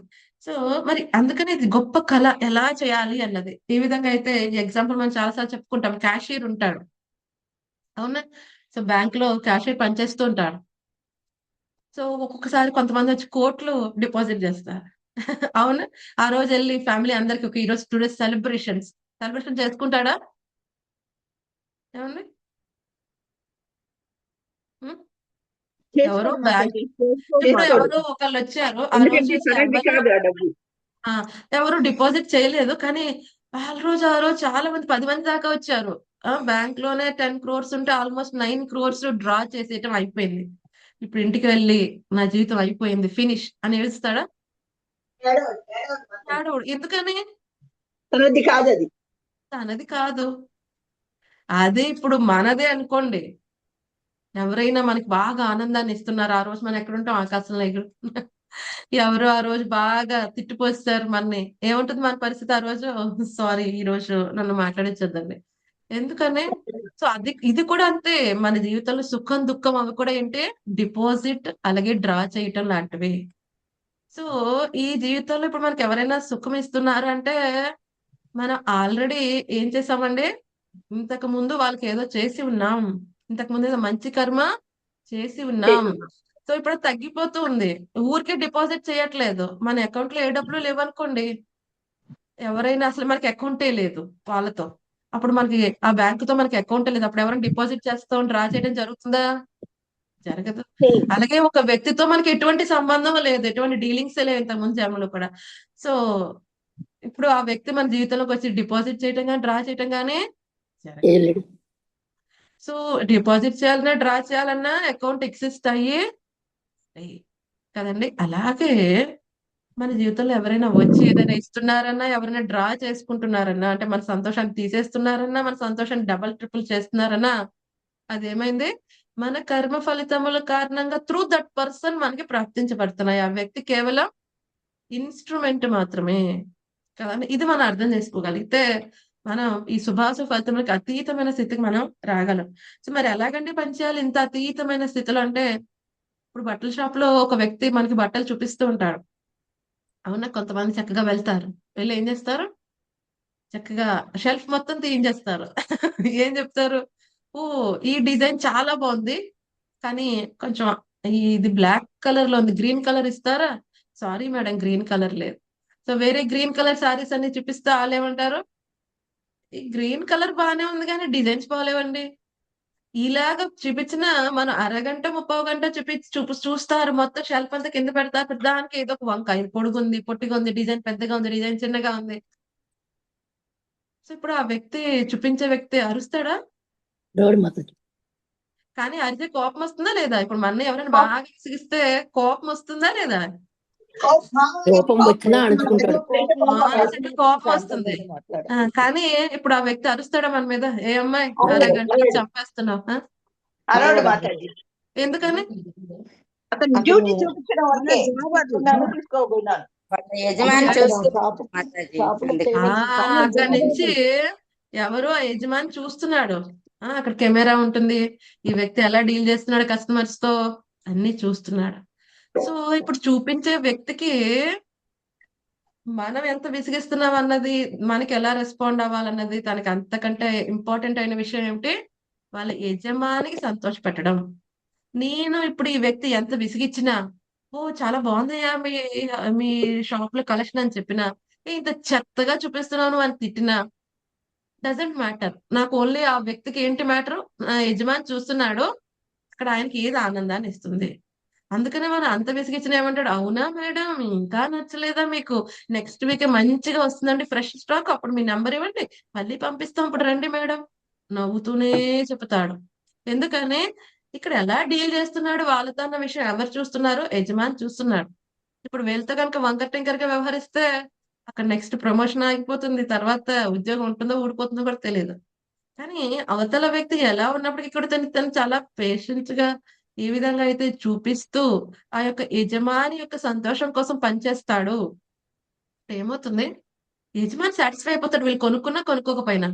వీళ్ళు కొనుక్కున్నా కొనుక్కోకపోయినా తన ప్రమోషన్ ఆగదు, తన అభివృద్ధి అనేది ఆగదు కదండి. అలాగే ఈ విధంగా అయితే ఈ షాప్ కీపర్ ఎగ్జాంపుల్ ఎవరైతే షాప్ లో చూపించే వ్యక్తి ఎలా వ్యవహరిస్తున్నాడో అలాగే మనం కూడా వ్యవహరించాలి మన జీవితంలో కదండి. సో ఒక్కొక్క వ్యక్తి ఇందాక మనం చెప్పుకున్నట్టు కొంతమంది డిపాజిట్ వేయడానికి వస్తారు, కొంతమంది డిపాజిట్ తీసేసుకోవడానికి వస్తారు, కొంతమంది తిడతారు, కొంతమంది అవమానిస్తారు, కొంతమంది మెయిన్ గోల్ అదే ఉంటుంది, మన ఆనందాన్ని ఎలా తీసివేయాలి, వాళ్ళకి వేరే పనే ఉండదు. సో కొంతమంది ఏం చేస్తూ ఉంటారు, మనకి ఆనందాన్ని ఇస్తూ ఉంటారు, కొంతమంది మనకు అనుకూలంగా వ్యవహరిస్తూ ఉంటారు, కొంతమంది ప్రతికూలంగా వ్యవహరిస్తూ ఉంటారు. బట్ అన్ని సమయంలో మన సమస్థితిలో ఈ విధంగా అయితే ఆ వ్యక్తి ఎలాగైతే ఆ షాప్ యజమాని సంతోషపెట్టే ప్రయత్నం చేశాడో, అలాగే ఈ యొక్క జీవాత్మ కూడా, జీవాత్మకి యజమాని ఎవరు? భగవంతుడు. ఆయన యొక్క సంతోషం కోసం ఏం చేస్తే నా కృష్ణుడు ఆనందపడతాడు, ఏం చేస్తే నా కృష్ణుడు నేను ప్రియమైన వాడిని అవుతాను, అది తెలుసుకుని వ్యవహరిస్తే అతడు ఎక్స్పర్ట్ అయినట్టు కృష్ణపరమైన కర్మల్లో. మరి ఏంటండి కృష్ణుడికి ఇష్టం? ఎలా ఉంటే కృష్ణుడి కంటే ఇష్టం అంటే, ఇప్పుడు షాప్ కీపర్ కి తెలుసు ఎలా వ్యవహరించాలి. అలాగే జీవాత్మ ఎవరైతే భక్తుడు అవ్వాలనుకున్నారో వాళ్ళు ఏం చేయాలి? భగవద్గీత 12వ అధ్యాయం 13వ శ్లోకం నుంచి 20వ శ్లోకం వరకు ఏం చెప్పాడు స్వామి? భక్తాష్టకం. తన భక్తులకి ఎటువంటి క్వాలిటీస్ ఉంటే వాళ్ళు భక్తోమి ప్రియోసి, ఎవరైతే అటువంటి భక్తిమాన్, అటువంటి భక్తుడు నాకు చాలా ప్రియమైన వాడు అని చెప్పాడు స్వామి. క్లియర్ గా తన నోటి తనే చెప్పాడు. ఇటువంటి క్వాలిటీస్ ఆల్మోస్ట్ 31 క్వాలిటీస్ చెప్పాడు ఆయన. ఆల్మోస్ట్ ఏం చెప్పాడు? 31 క్వాలిటీస్ చెప్పాడు ఆయన.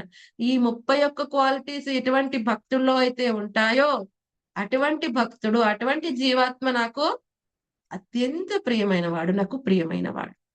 ఈ విధంగా అయితే షాప్ కీపర్ తెలుసు తనకి ప్రమోషన్ రావాలి, తనకి మంచిగా అభివృద్ధి ఉండాలంటే ఏం చేయాలి? యజమాని సంతోషపెట్టడం. అలాగే జీవాత్మ కనుక తన పరమ లక్ష్యం భగవద్ధామం వెళ్ళటం, భగవంతుని చేరటం అని సంతోషపెట్టడం అని అనుకుని డిసైడ్ అయితే, అటువంటి కళలో ఎక్స్పర్ట్ అవ్వాలి అనుకుంటే ఈ 31 క్వాలిటీస్ ఏదైతే స్వామి చెప్పాడో వాటిని ఆచరించడానికి జీవితంలో ప్రయత్నించాలి. అందులో కూడా ఇంకోటి ఏముంటుంది? అద్వేష్ట సర్వభూతాన. ఫస్ట్ క్వాలిటీ ఏంటి? ఎవరితో ద్వేషంగా ఉండకూడదు, అందరితో సమభావంగా ఉండాలి, మిత్రత్వ భావంతో వ్యవహరించాలి, ఎవరిని ద్వేషించకూడదు, ద్వంద్వములకి సుఖ దుఃఖములకు అతీతంగా ఉండాలి, మాన అవమానాలకు అతీతంగా ఉండాలి కదండి. అందులో కూడా ఇవన్నీ చెప్పాడు స్వామి, క్వాలిటీస్ అన్ని ఉండాలి, అటువంటి వాడు నాకు చాలా ప్రియమైన వాడు. సో ఈ విధంగా నీ షాప్ కీపర్ వ్యవహరించాడు, అలాగే మనం కూడా వ్యవహరించగలిగితే, మనం కూడా వ్యవహరించగలిగితే ఒక్కొక్కసారి మనం వ్యవహరించాలి అనుకుంటాం, బట్ వ్యవహరించలేం. ఎందుకని? పాత వాసనలు మళ్ళీ వెనక్కి పిలుస్తూ ఉంటాయి. అందుకనే ఈ యొక్క భక్తియుత సేవ అనేది ఇండివిజువల్ గా చేసుకోవచ్చు, బట్ భక్తుని యొక్క ఆధ్వర్యం అంటే శుద్ధ భక్తిని ఆచార్య యొక్క ఆధ్వర్యంలో చేస్తే మనకి చాలా త్వరగా ప్రోగ్రెస్ వస్తుంది. ఎందుకనంటే ఒక ఎక్స్పర్ట్ ఫిజిషియన్ లాగా పనిచేస్తారు గురువు అనే ఆయన. ఇప్పుడు ఎక్స్పర్ట్ ఫిజిషియన్ అనుకోండి, ఇప్పుడు అనుకోండి మన డాక్టర్ దగ్గరికి వెళ్ళి ఏదైనా రోగం వచ్చింది ఏమైనా చెప్పమంటే ఏమంటారు? వాళ్ళు ఏమంటున్నారు? ఇప్పుడు ఏమన్నా చెప్తున్నారు, పచ్చని చెప్తున్నారండి ఏ డాక్టర్ అయినా? ఇది తినండి, ఇది తినొద్దు అని పచ్చని ఏమన్నా చెప్తున్నారా? మాతాజీ చెప్పట్లేదు. లేదు మాతాజీ. చెప్పడం లేదు మాతాజీ. ఎందుకని? చెప్తే అతన్ని చెడ్డ డాక్టర్ అంటున్నారు. ఈ డాక్టర్ అది తినదండి, ఇది తినదన్నాడు, ఎలాగబ్బా ఎలా అయితే? కానీ ఎక్స్పర్ట్ ఫిజిషియన్ చెప్తారమ్మా నువ్వు ఇది తినద్దు ఫర్దర్ గా, ఇది తింటే నీకు మళ్ళీ ప్రాబ్లం మళ్ళీ రిపీట్ అవుతుంది. ఓకే సరే అయితే, నీకు కోల్డ్ ఐటమ్స్ తినటం కారణంగా జ్వరం వచ్చిందా, జలుబు చేసిన దగ్గు వస్తుందా, సరే అయితే టాబ్లెట్ వేసుకో, ఏం ఆపాల్సిన అవసరం లేదు, కోల్డ్ ఐటమ్స్ తింటూ ఉండు అని చెప్పిన డాక్టర్ చాలా ప్రియంగా ఉంటున్నాడు ఇప్పుడు జనాలకి. లేదు ఇంకా ఫర్దర్ గా నీకు మళ్ళీ దగ్గు పెరగకుండా తగ్గాలి అంటే కోల్డ్ ఐటమ్స్ రైట్ నౌ నువ్వు స్టాప్ చేసి అని చెప్పిన డాక్టర్ ఎవరికి ఇష్టంగా ఉన్నట్లు. కానీ అటువంటి చెప్పిన డాక్టరే మనకి మంచి చేస్తున్న డాక్టర్ కదండి. అలాగే కొంతమంది గురువులు, నామమాత్ర గురువులు ఏం చెప్తారో, ఓకే నామం జపించు, నువ్వు నా గురువే, నేను నీ గురువునే, నువ్వు నా కిందే ఉంటున్నావు, ఏం కావాలంటే అది జీవించు, నీకు ఎలా ఉండాలంటే అలా. సో అటువంటి గురువుని ఆశ్రయించడం కారణంగా మనకున్న కామభావన ఇంకా పెరిగిపోతుంది, కానీ తగ్గే అవకాశం లేదు. అటువంటి గురువు ఎక్కడికి వెళ్తాడో తెలియదు, మనం ఎక్కడికి వెళ్తామో తెలియదు. కానీ మరి ఎక్స్పర్టైజ్ ఫిజిషియన్ ఏ విధంగా అయితే మనకి నచ్చినా నచ్చకపోయినా పేషెంట్ కి మొహం మీద చెప్తాడు నువ్వు ఇలా చేయాల్సిందే. అవును. సో నేను ఒకసారి ఇక్కడ గురుగ్రామ్ లో ఎప్పుడైతే ఒకసారి బాగా అనారోగ్యం అయ్యి వెళ్ళాను. ఆ డాక్టర్ వెరీ వెరీ సిన్సియర్. అంతవరకు అసలు రీసెంట్ గా ఎప్పుడు కూడా నేను అటువంటి డాక్టర్స్ ని చూడలేదు. సో ఆవిడ వెరీ సిన్సియర్ గా చెప్పారు, నువ్వు ఈ విధంగా నువ్వు చేయాల్సిందే, నీకు కష్టం ఉన్నా సరే ఇంతవరకు ఎక్సర్సైజ్ చేయాల్సిందే బాడీకి. ఎప్పుడైతే నాకు ఈ యొక్క ప్రాబ్లం వచ్చింది, ఎప్పుడైతే ఈ యొక్క గైనిక్ ప్రాబ్లం వచ్చినప్పుడు వెళ్ళినప్పుడు ఆవిడ చెప్పింది, ఎటువంటి పరిస్థితి వచ్చినా సరే నువ్వు నీ వాకింగ్ నీ యొక్క ఎక్సర్సైజెస్ నీ హెల్త్, నీ నిద్ర టైమింగ్స్, ఇవన్నీ ఫాలో అవ్వాల్సిందే అమ్మా. ఎలా కడితే అలాగ బతికేసి ఈ ప్రాబ్లం తగ్గాలంటే తగ్గదు. So you have to follow these rules. నేను అంతకుముందు ఒక ఇద్దరు డాక్టర్స్ కలిశాను. వాళ్ళు జస్ట్ మెడిసిన్ చెప్పారు. ఓకే, ఇది కాకపోతే అది, ఇది కాకపోతే సర్జరీ చేసేసుకో అలా చెప్పారు. కానీ ఈ doctor very sincere. You have to do all these things. ఇది చెయ్యకపోతే రేపొద్దున ఈ ప్రాబ్లం సర్జరీతో పోతుందేమో ఇంకో ప్రాబ్లం వస్తుంది. బట్ యూ హ్యావ్ టు నీ యొక్క లైఫ్ ని నువ్వు చేంజ్ చేసుకోవాలి. లైఫ్ స్టైల్ చేంజ్ చేసుకోవాలి కదండి. అలాగే మన గురువు కూడా చెప్తారు, నువ్వు జన్మ జన్మలకి ఇక్కడే ఉండాలంటే మీ ఇష్టం వచ్చినట్టు బతుకు, కానీ ఈ జన్మలోనే భగవద్ధామం వెళ్ళాలండి. కృష్ణపరమైన కర్మసిద్ధులు ఎక్స్పర్ట్ అవ్వాలి అంటే ఓకే, నేను చెప్పినట్టు ఈ రూల్స్ పాటించు. ఈ విధంగా నువ్వు పాటిస్తే మళ్ళీ ఇంకో జన్మ తీసుకోవాల్సిన అవసరం లేదు. అలాగే మంచి డాక్టర్ చెప్తారు, ఈ రూల్స్ నువ్వు పాటిస్తే నువ్వు మళ్ళీ నన్ను చూడాల్సిన అవసరం లేదు. కానీ కొంతమంది ఉంటారు డాక్టర్స్ ఏం చేస్తారు, రిపీటెడ్ గా వాళ్ళ దగ్గరికి వచ్చేలాగా చేసుకుంటారు. ఎందుకని వాళ్ళు ఏం రూల్స్ చెప్పరు. రూల్స్ చెప్పకపోతే ఏమవుతుంది, మళ్ళీ విత్ ఇన్ 2-3 months లో మళ్ళీ మనకి ఇంకో అనారోగ్యం వస్తుంది. వాళ్ళ పర్మనెంట్ కస్టమర్స్ అయిపోతాం మనం. కానీ ఎక్స్పర్ట్ ఫిజిషియన్ ఏం చెప్తారు, ఇది కనుక ఫాలో అయితే నువ్వు మళ్ళీ నన్ను చూడాల్సిన అవసరం లేదు, హ్యావ్ ఎ గుడ్ టైం అని చెప్తారు. వాళ్ళు ఎంతో ఆనందంగా ప్రిస్క్రైబ్ చేస్తారు. ఆ? అలాగే గురువు కూడా చెప్తారు, నువ్వు మళ్ళీ మళ్ళీ సంసార చక్రంలో రావాల్సిన అవసరం లేదు, నువ్వు గనుక ఇవన్నీ పాటిస్తే. మొన్న ఈ సోర్ణ జయపతాక స్వామి మహారాజ్ తన వ్యాస పూజ మెసేజ్ లో చెప్పారు అదే. గురువు యొక్క రెస్పాన్సిబిలిటీ అంటే ఆ జీవాత్మని సంసార చక్రం నుంచి విముక్తి చేయటం. నేను రెడీగా ఉన్నాను, మీ అందరూ కనుక నేను చెప్పినట్టుగా విధి విధానములు పాటించి భక్తితో సేవ చేయగలిగితే I will take your responsibility కదండి. ఎందుకంటే మనకి ఒక చపల భావన అనేది ఉంటుంది. కొంతమంది ఏమంటారు, మేము భక్తి చేస్తాం, భోగము చేస్తాం.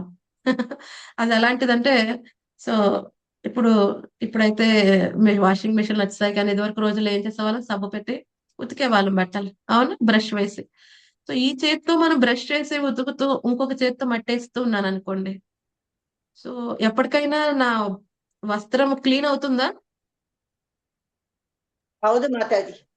క్లీన్ అయ్యే ಹೌದು. అవకాశం లేదు. నేను కొంచెం సేపే రుద్దుతున్నా, కానీ మట్టి చాలా విపరీతంగా వేసేస్తున్నా అనుకోండి, ఓవర్ పీరియడ్ ఆఫ్ టైం నా బట్ట వైట్ గా అవటం మానేసి ఇంకా నల్లగా అయిపోతుంది. అదే జరుగుతుంది. మనం కూడా భక్తి చేస్తున్నా. సో నేను భక్తి చేస్తున్నాను కదా, కొంచెం ఇంద్రియభోగం చేస్తా, కొంచెం ఇంద్రియభోగం చేస్తా కదండి. మొత్తం భక్తి చేస్తే ఊపిరి ఆడట్లేదండి. ఎందుకంటే బాగా పరవన్నం మట్టేసుకుని తినేవాడికి మట్టంతా తీసేసి పంచదార వేసేసి స్వీట్ గా ఇస్తే వాడికి ఏదో మిస్ అయిన ఫీలింగ్ ఉంటుంది. కొంచెం మట్టి కొంచెం మట్టి కావాలి, అవునా? ఆ ముసలావిడ కథ మనం చెప్పుకున్నాము. ముసలావిడ ఎండు చేపలు అమ్ముకుంటూ ఉంటుంది. ఎప్పుడైతే వాళ్ళ పిల్లవాడు కొంచెం పెద్ద అయి ప్రయోజకుడై కొంచెం సంపాదించిన తర్వాత అమ్మ ఎప్పుడు చిన్న నుంచి కష్టపడుతుంది కదా అని సిటీకి తీసుకువెళ్తాడు. సో సిటీకి తీసుకెళ్తాడు. అక్కడ ఇంకా ఎండు చేపల బిజినెస్ లేదు. ఇల్లంతా మంచి సుగంధమైన ద్రవ్యములతో మంచిగా అలంకరించాడు, పుష్పములతో పెడుతున్నాడు. అమ్మ ఎంతో కష్టపడి నన్ను పెంచింది, ఇప్పుడు సుఖంగా ఉండాలి. ఈవిడికి రోజు రోజుకి ఆరోగ్యం క్షీణించిపోతుంది. ఒక రోజు కళ్ళు తిప్పి పడిపోతుంది అనమాట. అబ్బాయి టెన్షన్ అయిపోతాడు, ఏంటి ఇది, ఏం చేస్తుంది, ఏం జరిగింది అమ్మకి, ఈ రోజు కొంచెం కొంచెం ఆరోగ్యం డల్లగా అవుతుంది, ఈ రోజు ఇంకా పడిపోయింది. సో పక్కింటి ముసలాయన చెప్తాడు, ఏమీ లేదు, ఇదివరకు ఏం చేస్తూ ఉండేది మీ అమ్మ, లేదండి ఇలా ఎండు చేపలు అమ్ముతూ ఉంటుంది. అవునా, అయితే ప్రాబ్లం సింపులే, మార్కెట్కి వెళ్ళి ఒక ఎండు చేప తీసుకునిరా, సమస్య ఏమీ లేదు. ఎప్పుడైతే ఆ ఎండు చేప ముక్కు దగ్గర పెట్టగానే ఏమవుతుంది, చక్కగా లెగిసి కూర్చుంటుంది. అమ్మయ్య, ఇప్పుడు నాకు బాగుందిరా అబ్బాయి. ఎందుకని ఆ వాసన అలవాటు అయిపోయింది అలాగే అన్ని ప్రజల్ప అలాగే భౌతిక పరమైన ఆసక్తుల పట్ల విడిచిపెట్టండరా అంటే మనకు కూడా ఎలా ఉంటుంది, ప్రాణం పోయినట్టు ఉంటుంది. అమ్మయ్య, ఏదో ప్రజల్ప విన్నాం, ఆ రోజుకి ప్రాణం ప్రశాంతంగా. ఎలాగైతే ఆవిడకి ఎండు చెప్పటంగానే ప్రాణం లెగిసింది. ఎందుకని మనం ఎటర్నల్లీ కండిషన్, ఎప్పటి నుంచో బద్దులైపోయి ఉన్నాం. అనంత కాలం నుంచి మనం ఈ యొక్క భౌతిక విషయాల పట్ల ఆసక్తి పడి ఉన్నాం. మరి ఎలా అవుతుందండి? ఇక్కడ ప్రభుపాద్ గారు చెప్తున్నారు, సాధన ద్వారానే మనకి ఈ కర్మ ఫలముల శృంఖలం నుంచి మనం బయటపడగలం. ఈ యొక్క సాధన భక్తి చేయటం కారణంగానే ఏదైతే ఎక్స్పర్ట్ ఫిజిషియన్ మనకి అనారోగ్య పరిస్థితి నుంచి ఎలాగైతే మనని కరెక్ట్ గా చేస్తారో, అలాగే ఒక బోనఫైడ్ ఆచార్య యొక్క రక్షణలో మనం భక్తి చేస్తే ఆయన ఎటువంటి మొహమాటం లేకుండా మన కరెక్ట్ దిశలో మనం నడిపిస్తారు. సో అటువంటి జీవితంలో అటువంటి శిక్షా గురువులు కానీ మన జీవితంలోకి వస్తే మన జీవితం ధన్యం. ఎందుకంటే మనకి నచ్చినా నచ్చకపోయినా వాళ్ళు చెప్పిన ఇన్స్ట్రక్షన్స్ మనం పాటించడానికి ప్రయత్నిస్తే over a period of time మన అనారోగ్య స్థితి మనకి త్వరగా అర్థమవుతుంది. దాని నుంచి మనం బయటపడతాం. త్వరగా ఒక ఆరోగ్యమైన స్థితిలో మనం పెట్టబడతాం. ఎందుకంటే ఆ ఎక్స్పర్ట్ గురువుకి తెలుసు మనకి ఏది ఏ విధంగా చెప్తే అర్థమవుతుంది. కదండి. అదే విషయం మనం వేరే వాళ్ళు చెప్పినా వాళ్ళు చెప్పే విధానం ద్వారా మనకు అర్థం కాకపోవచ్చు. బట్ ఎక్స్పర్ట్ గురువు ఏ విధంగా ఎక్స్పర్ట్ ఫిజిషియన్ కి తెలుసు ఏం చెప్తే ఆ పేషెంట్ కి అర్థం అవుతుంది. ఆ పేషెంట్ నొచ్చుకోకూడదు. అట్ ద సేమ్ టైం ఆ పేషెంట్ డాక్టర్ చెప్పింది వినేలాగా చెప్తారు. కొంతమంది డాక్టర్స్ డైరెక్ట్ గా ఇసుక్కున్నారు అనుకోండి, నెక్స్ట్ టైం వెళ్తారా పేషెంట్ ఆ డాక్టర్ దగ్గరికి? పోరు. బాబోయ్ ఏంటి డబ్బులు ఇచ్చి 1000 రూపాయలు ఇచ్చి మరీ తిట్లు తినాలా? చాలా సంతోషం. ఆల్రెడీ ఏడుస్తూ వచ్చాను హాస్పిటల్కి, ఇప్పుడు కొంచెం ఏడిపించింది మరీ బాగుంది. ఇంక నేను వెళ్ళను ఈ హాస్పిటల్. అవును. చిన్నపిల్లలు ఒక్కోసారి చెప్తారు. చిన్నపిల్లలు డాక్టర్స్ చాలా డీల్ చేసే విధానం చాలా డిఫరెంట్ గా ఉంటుంది. స్మైల్ గా మాట్లాడతారు పిల్లలతో. మన ఇంటి దగ్గర చెప్పిన బాగానే ఆ డాక్టర్ చెప్పిన వెంటనే వినేస్తా. అలా కాకుండా కొంతమంది డాక్టర్స్ పిల్లల మీద అరిచారు అనుకోండి, అమ్మ నేను ఆ డాక్టర్ గడుపు కూడా ఆ హాస్పిటల్ దగ్గర రాను కూడా రాను, ఎంత అరుస్తుంది ఆ డాక్టర్ కదా. అలాగే గురువు మన మీద గట్టి గట్టిగా అరవరు, కానీ మనకి చెప్పే విధానం స్మూత్ గా చెప్తారు. అది ఎలా చెప్తారంటే చెంప పగిలిపోతుంది కానీ కొట్టినట్టు కూడా తెలియదు. అలా చెప్తారు. అప్పుడు ఏమవుతుంది, మనకి మార్పు రానే వస్తుంది. నేను రీసెంట్ గా ఒక ఫాస్ట్ టైం విన్నాను హిజ్ హోల్నెస్ రాధానాథ స్వామి మహారాజ్. సో దాంతో అది చెప్పుకుని మనం ఎండ్ చేద్దాం. ఒకసారి హిజ్ హోల్నెస్ రాధానాథ స్వామి మహారాజ్ అలా ప్రవచనం ఇస్తున్నారు. సో ప్రవచనం అయిపోయిన తర్వాత ఒక వ్యక్తి వాళ్ళ ఫ్రెండ్ ని తీసుకుని వచ్చాడనమాట ఆ రోజు ప్రవచనానికి. సో వాళ్ళ ఫ్రెండ్ ఎవరంటే ఇందులో బాగా ఎక్స్పర్ట్, ఎవరు చెస్ గేమ్ బాగా ఆడుతూ ఉంటాడు, చెస్ టోర్నమెంట్స్ అట్లకి వెళ్తూ ఉంటాడు. సో కొంచెం ఇతను ఫ్రెండ్ కారణంగా అప్పుడప్పుడు సత్సంగానికి వస్తూ ఉంటాడు. సో వాళ్ళ ఫ్రెండ్ చెప్పాడనమాట, ఈయన మంచి పెద్ద గురువు, ఆధ్యాత్మిక ఆచార్యుడు. సో అతని దగ్గర మనకు సమాధానం లేని విషయం అంటూ ఉండదు. సో నువ్వు ఏ క్వశ్చన్ అయినా అడుగు, నీకు సమాధానం దొరుకుతుంది. సో డెఫినెట్ గా నువ్వు కన్విన్స్ అవుతావు. ఏదైతే భక్తి చేయటం గురించి నేను చెప్తే నీకు అర్థం కావట్లేదు కదా. సరే ఈ వ్యక్తి అంటాడు, అవునా సరే అయితే వస్తాను, చూస్తాను మీ గురువు ఏం చెప్తారో నేనే చూస్తాను. సో తర్వాత ప్రవచనం అంతా అయిపోతుంది. తర్వాత ఎప్పుడైతే హిజ్బుల్లాహ్ రాధానా స్వామి మహారాజ్ తో ఈ భక్తుడు పరిచయం చేస్తారన్నమాట. ఇది నా ఫ్రెండ్ అండి, ఈ విధంగా చెస్ టోర్నమెంట్స్ అన్ని ప్లే చేస్తూ ఉంటాడు. దీనికి ఒక సందేహం ఉందంట మహారాజ్. సో మీకు కొంచెం సమయం ఉంటే కొంచెం టైం కేటాయిస్తారా? మహారాజ్ అన్నారు, ఓకే అడగమనండి, ఏం ప్రశ్న ఉందో అడగండి. సో వ్యక్తి అన్నారంట, మీరేమో అమెరికా నుంచి వచ్చారు, మరి మీరు మా యొక్క ఇండియన్ కృష్ణుడికి ఎందుకండి మీరు అట్రాక్ట్ అయ్యారు? మీరు మా యొక్క ఇండియన్ కృష్ణుడు కాకపోతే ఇంకెవరు దొరకలేదా మీకు? సో మా ఇండియన్ కృష్ణుడు, ప్రధానికి ఇండియన్ ఇండియన్, నువ్వు అమెరికా, మా యొక్క ఇండియన్ కృష్ణ. సో ఈ విధంగా మా యొక్క ఇండియన్ కృష్ణకి మీరు ఎందుకు అటాచ్ అయ్యారు? సో ఏ విధంగా మీరు ఆకర్షింపబడ్డారు అని అడిగారు అనమాట. రాధానాథ్ స్వామి ఈ వ్యక్తి డివోటి టెన్షన్ అయిపోయి, ఇదేంటి ఏదైనా వేరే క్వశ్చన్ అడుగుతా అంటే ఇలాంటి క్వశ్చన్ అడిగాడు గురు మహారాజ్ ని, ఇప్పుడు ఏం జరుగుతుందిరా బాబు అని వ్యక్తి టెన్షన్ అయిపోయింది. But Radhanath Swami Maharaj style different గా ఉంటుంది. ఆయన డీల్ చేసే విధానమే ఫుల్లీ డిఫరెంట్. మనం ఎంత పెద్ద బండ తీసుకుని వచ్చేస్తున్నా ఆయన చిన్న స్మైల్ తో ఆ బండ ఏమైపోతుంది, స్మాష్ అయిపోతుంది అంతే. ఆ ప్రశ్న ఎంత పెద్దగా అనుకుంటాం మనం, కానీ ఆచార్యుల దగ్గరికి వెళ్ళేప్పటికీ వాళ్ళు ఇచ్చే సమాధానం ఎలా ఉంటుందంటే చిన్నగా చేసేస్తారు కదండి. వాళ్ళకున్న ఎక్స్పీరియన్స్, వాళ్ళకి కృష్ణుడి మీద ప్రేమ కారణం. సో సోలస్ రాధానాథ్ సోమరాజ్ నవ్వటం ప్రారంభించారు. నవ్వుతూ చెప్తున్నారంట, అదేం లేదయా, దిస్ వైట్ బాయ్, ఈ యొక్క అమెరికన్ వైట్ బాయ్ ని మీ యొక్క king of black king of బ్రజా చెక్మేట్ చేసేసాడు. సో ఈ వైట్ బాయ్ ని ఏం చేశాడో, కింగ్ ఆఫ్ కింగ్, ఎవరు మామూలు కింగ్ కాదు, బ్లాక్ గా ఉండే కింగ్ ఆఫ్ బ్రజానికి రాజైన ఈ బ్లాక్ గా ఉండే శ్యామ సుందర ఈ వైట్ బాయ్ ని చెక్మేట్ చేసేసాడు. చెక్మేట్ చేసాక ఇంకేమైనా అవకాశం ఉంటుందా? ఎవరిని చెక్మేట్ చేశారనుకోండి చెస్ లో ఏం చేయాలి? ఇంకేమైనా ఉంటుందా చెక్మేట్ అయిపోయిన తర్వాత చేయడానికి? ఏముండదు. ఏముంటది? ఉండదు మాతాజీ. ఓన్లీ ఒకే ఉండదు. ఒక ఆప్షన్ ఏంటి, ఎవరైతే చెక్మేట్ చేశారో వాళ్ళకి సరెండర్ అయిపోవటమే. అవును. అలాగే మీ బ్లాక్ కింగ్ ఆఫ్ ప్రజా నన్ను చెక్మేట్ చేసేసాడు, అందుకే నేను సరెండర్ అయిపోయాను. ఈ వ్యక్తి ఎంతగా ఇంప్రెస్ అయిపోతాడంటే హౌ వావ్, ఆ వ్యక్తి ఇప్పుడు డివోటీ అయిపోయారు, తన ఇనిషియేషన్ కూడా అయిపోయిందంట. చూడండి. సో ఆచార్యకి తెలుస్తుంది ఎవరికి ఏ విధంగా చెప్తే అర్థమవుతుంది. ఎక్స్పర్ట్ ఫిజిషియన్ కి తెలుస్తుంది ఈ వ్యక్తికి నేను చెప్పితే ఈ రూల్స్ అండ్ రెగ్యులేషన్స్, అతను నన్నేమి హేట్ చేయడు, అదే విధంగా నేను చెప్పినని పాటిస్తాడు కదండి. ఇది ఒక ఎక్స్‌పర్ట్ ఫిజిషియన్ ఎలాగైతే చేస్తాడో, ఆచార్య కూడా అలాగా వ్యవహరిస్తారు జీవాత్మతో డీల్ చేసేటప్పుడు. ఎందుకంటే రకరకములైన మనుషులుంటారు. వాళ్ళని డీల్ చేయడానికి ఒక్కొక్కళ్ళకి ఒక్కొక్క తరీకా ఉంటుంది. ఎలాగైతే రకరకములైన రోగములున్నప్పుడు ఎక్స్‌పర్ట్ ఫిజిషియన్ ఏం చేస్తారు, ఒక్కొక్కళ్ళకి ఒక్కొక్క తరీకాలో వాళ్ళని ట్రీట్ చేసి వాళ్ళ ఆరోగ్య స్థితికి తీసుకొని వస్తారు. ఒకసారి హిజ్ హోలీనెస్ జయపతాక స్వామి మహారాజ్‌కి ఎవరో గిఫ్ట్ చేస్తారు. ఒక మంచి వాచ్ అన్నమాట. చాలా కాస్ట్‌లీ వాచ్ గిఫ్ట్ చేస్తారు. సో, ఎందుకంటే ఇచ్చిన వ్యక్తిని డిసప్పాయింట్ చేయటం ఇష్టం లేక అప్పటికి వెంటనే మహారాజ్ వెంటనే ఓకే. సరే అయితే భగవంతుడి దగ్గర సమర్పించి యాక్సెప్ట్ చేస్తారు. సో, యాక్చువల్‌గా ఆచార్య ఏం చేస్తారు, యాక్సెప్ట్ చేస్తారు. తర్వాత నెక్స్ట్ మినిట్‌లో వాళ్ళ శిష్యులకి అందరికి ఇచ్చేస్తారు. సో, ఆ రోజు అలాగే జస్ట్ అప్పుడే ఎవరో ఇచ్చారు ప్రవచనం ముందు. సో, మహారాజ్ అలా పెట్టుకొనున్నారు.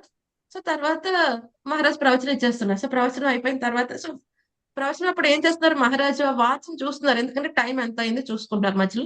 సో, టైం చూస్తాం గదా మనం. సో, అలాగే టైం చూస్తున్నారు. సో, టైం చూసుకోవడానికి మధ్యలో ఒక 2 సార్లు చూసారు. మహారాజ్ చక్కగా ప్రవచనం ఇస్తున్నారు. సో, ఒక వ్యక్తి చూసాడు. ఏం చూసాడు ఆ వ్యక్తి అనుకున్నాడు, ఓహ్! ఇతనేమో ఆధ్యాత్మిక వ్యక్తి. ఇతనేమో ఆ విషయం, ఈ విషయం మాట్లాడుతున్నాడు. పెట్టుకుందేమో ఇంత కాస్ట్‌లీ వాచ్. అడగాల్సిందే. ప్రశ్నలేమున్నాయా అని అడుగుతారు కదా! సో, వెంటనే ఆ వ్యక్తి అడిగాడు. మహారాజ్ మీరు భౌతిక విషయం పట్ల ఆసక్తి ఉండొద్దంటున్నారు. మీ చేతికేమో అంత కాస్ట్‌లీ వాచ్ పెట్టుకున్నారు. దీనికి మీ సమాధానం ఏంటి? అని అడుగుతారు. సో, అప్పుడు మహారాజ్ చక్కగా చెప్తారు. ఈ టైం కంటే, ఈ వాచ్ కంటే వాల్యుబుల్ ఏంటే టైం. ఆ వాచ్ చూపించే టైం. సో, నాకు ఈ వాచ్ కంటే ఆ టైం పట్ల ఎక్కువ ఆసక్తి ఉంది. ఎందుకని నాకు చాలా ఇంపార్టెంట్. ఎవ్రీ సెకండ్ నేను కృష్ణ సేవలో వాడాలి. సో, దానికి ఉపయోగపడకపోతే ఇది కాస్ట్‌లీ అయినా, కాస్ట్‌లీ కాకపోయినా నాకు సంబంధం లేదు. సో, ఇది నా కృష్ణ చైతన్యంలో గురువు కృష్ణుడి యొక్క సేవ కోసం నాకు ఉపయోగపడుతుంది కాబట్టి దీనికి కొంత వాల్యూ ఉంది.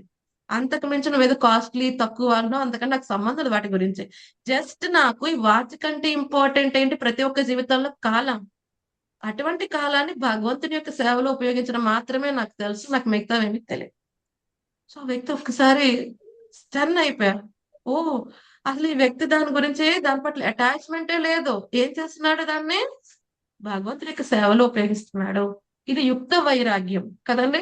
సో, ప్రభుపాద గారు కూడా అడుగుతారు. మీరింత కాస్ట్‌లీ కార్‌లు ఎందుకు వాడుతున్నారు? ఇంత పెద్ద పెద్ద టెంపుల్స్ ఎందుకు అయ్యో! అవన్నీ ఎందుకు కట్టిస్తున్నాము? భగవంతుడి యొక్క సేవలో ఉపయోగిస్తున్నారు. కారైనా ఎవరో డివోటీస్ ఆఫర్ చేస్తారు. ఓకే. ఇక్కడి నుంచి టెంపుల్‌కి తీసుకొని వెళ్తామంటారు. ఓకే. అవంతా కూడా భగవంతుడి యొక్క సేవలో ఉపయోగిస్తాం తప్ప, మా యొక్క ఇంద్రియ తృప్తి కోసం కాదు. అనేది యుక్త వైరాగ్యం. ఏదైతే లభిస్తుందో లక్ష్మిని నారాయణ యొక్క సేవలో ఉపయోగించటం. సో, ఈ విధంగా ఆ వ్యక్తి ఎప్పుడైతే మహారాజ్ దగ్గర నుంచి ఆ యొక్క సమాధానం విన్నారో, వెంటనే ఆ వ్యక్తి అర్థమైంది. ఓహ్! ఈ భౌతికమైన కాస్ట్‌లీ వస్తువుల కంటే బాగా విలువైనదేంటి జీవాత్మ దగ్గరున్న వస్తువు? కాలం. ఆ కాలాన్ని హరి యొక్క సేవలో వినియోగించకపోతే, వాడి దగ్గర ఎన్ని కాస్ట్‌లీ వస్తువులున్నప్పటికీ కూడా అది వృధా. ఒక్క నిమిషం, ఒక్క క్వెషన్, ఒక్క సమాధానంతో ఆ వ్యక్తి యొక్క జీవితం మారిపోయింది. ఆ వ్యక్తి మళ్ళీ చక్కగా దీక్షితుల స్థితి వరకు వచ్చారు. సో, ఈ విధంగా ఎక్స్‌పర్టైజ్ ఫిజిషియన్ ఏ విధంగా అయితే అనారోగ్య స్థితిని మార్చగలరో, ఆచార్యుడు కూడా మనలో ఉన్న ఆ రోగగ్రస్త స్థితిని తీసివేసి, మనకు కూడా యోగ కర్మసు కౌశలం. మనని కూడా ఎక్స్‌పర్టైజ్ చేస్తారు. మన కర్మలను ఆధ్యాత్మికం ఎలా చేయాలి? ఒక్కోసారి వాళ్ళ సాంగత్యం, వాళ్ళ సమాధానం, వాళ్ళ యొక్క సూచనల ద్వారా మన జీవితం మొత్తం మారిపోతుంది. సో, ఇంతటితో మనది కంప్లీట్ చేద్దాం. సో, ఈ రోజు వరకు 50 శ్లోకాలు స్వామి ఏం చెప్పారు? ఈ యొక్క బుద్ధిని ఉపయోగించి కృష్ణ చైతన్యంలో భక్తియుత సేవ గనుక చేస్తే భగవంతుని ప్రీత్యర్థం చేస్తే కర్మ ఆచరిస్తున్నప్పటికీ అటువంటివి ఆ జీవాత్మని శుభాశుభ ఫలితముల కంటే అతీతమైన స్థితికి తీసుకుని వస్తాయి. అందులో ఎక్స్‌పర్టైజ్ అవ్వు ఓ అర్జున. అర్జునకి కాదు, ఇది మనందరికీ కూడా. ఇందులో ఎక్స్‌పర్టైజ్ అవ్వాలంటే మనకి ఇండివిడ్యుయల్‌గా మనం చేయలేం కాబట్టి ఆచార్య యొక్క సాంగత్యంలో, ఆచార్య యొక్క ఆశ్రయంలో ఆయన చెప్పిన ఇన్‌స్ట్రక్షన్స్ మనం పాటించి ఏ విధంగా ప్రతి కర్మని యోగ కర్మసు కృష్ణపరమైన కర్మ కింద చేయాలి తెలుసుకుని ప్రతి ఒక్కదాన్ని ఆ యొక్క గురు కృష్ణ సేవలు వినియోగించగలిగితే మన జీవితం ధన్యమవుతుంది. ఓకే. ఇంతటితో మనం కంప్లీట్ చేద్దామండి. ఏమైనా సందేహాలు ఉన్నాయా డివోటీస్?